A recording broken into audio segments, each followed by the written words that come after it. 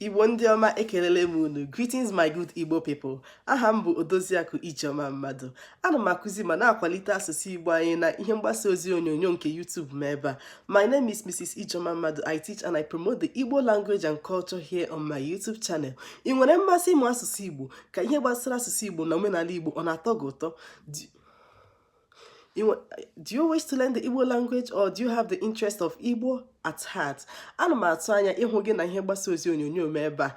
I look forward to seeing you here on my YouTube channel. Enwekwara m olileanya na gị nwa bụ nwa Igbo, nwa afọ Igbo, na ị ga-abịa nọnyere m ebe a. I look forward to seeing you an Igbo son or daughter here on my YouTube channel. Na anyị ga-ejikọta aka ọnụ na-akwalite asụsụ Igbo anyị. Let us promote our Igbo language together. Ka Chukwu gọzie unu, gọzie akara aka unu ma chekwa unu. May God bless you and preserve you and bless the works of your hands. Ka ọ dị mgbe ọzọ. Bye.